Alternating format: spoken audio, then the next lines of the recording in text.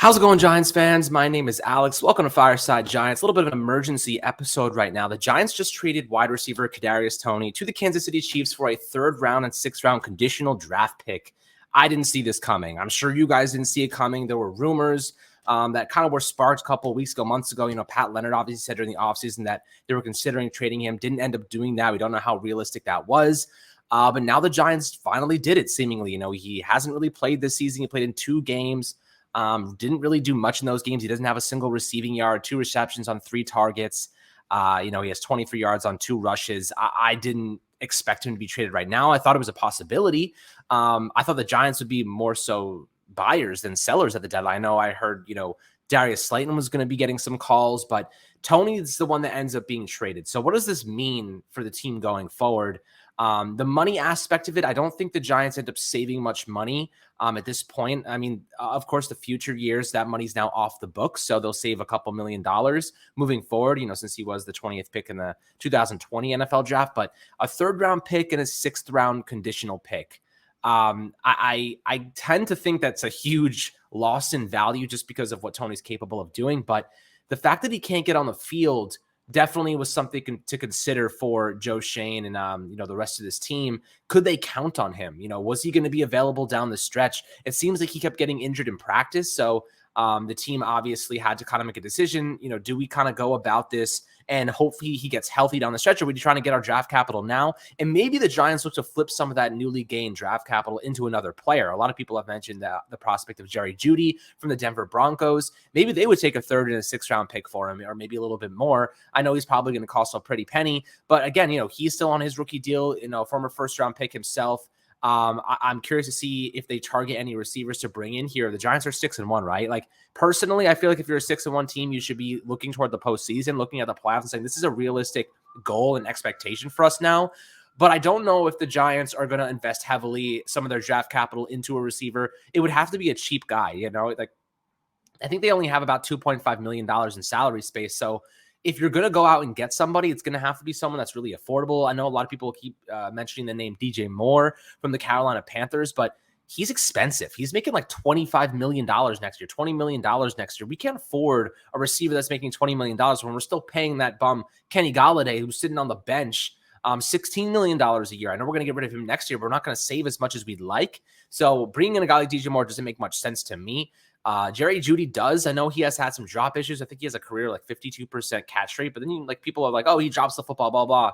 But at the end of the day, that could be for a myriad of reasons. Bad passes that could be behind him. You look at OBJ, he had like a 56% completion rate in his career, something around there. So it's not like 52% is like absolutely terrible. You could still make an impact. Jerry Jeudy's really fast. He's quick. He's had his own little bouts with injury in the past, so there is concern regarding that. But maybe they want to go get a guy who's a little bit more healthy, just hasn't really tapped into the potential yet, and has a good track record of health. Maybe that's something the Giants would rather prefer, somebody that fits their mold.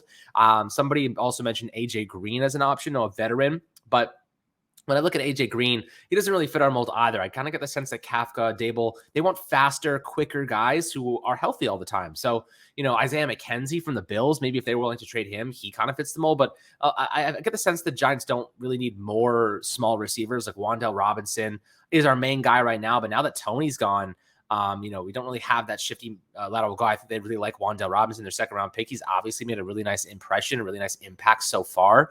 I think he's going to become already is kind of being a spark plug for this offense. You can use him as a gadget player, use him as a traditional receiver.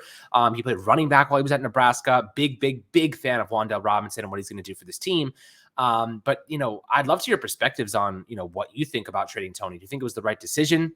And I really hope to God that he doesn't get of course I want him to be healthy and, making the most of his career, because I think that's just good for the NFL in general. But I feel like suddenly he's going to be eternally healthy for the Chiefs. And suddenly the Giants could be like, damn it, what happened? And if that does end up happening, it kind of says more about the fact that maybe he didn't want to be with the Giants than he did, would be with the Chiefs or whatever it might be, who are obviously Super Bowl contending team. But a third round pick and a sixth round pick, it's a huge loss in value, no matter how you look at it. But at the end of the day, I kind of feel like the Giants had no choice. They were kind of backed into a corner. It's you're kind of waiting for him to get healthy, and he just has never been. A year and a half now, he's played a minimal amount of games. And when he does play, he's limited so significantly, you can't really use him. And Brian Dable and Kafka, they utilize guys who practice, right? You have to practice to play. They're not just going to save you, not have you practice, and then suddenly you're supposed to go out there and make something happen. Everybody has a job to do in this offense. Everybody has to do it well. You can't just go in there and wing it, right? You have to be a part of the system, a part of the game plan. And the Giants just simply can't game plan around a guy who they can't trust to be healthy. So getting some draft capital back, maybe at the end of the day, is a good move. I mean, third-round picks are pretty valuable, especially for Joe Schoen. They've gotten some good guys late in the draft recently. Daniel Bellinger obviously was a fourth-round pick, I believe. I think Beavers would have been starting right now if he didn't get injured. I think it's a sixth-round pick. Dane Belton's been really good for us this year.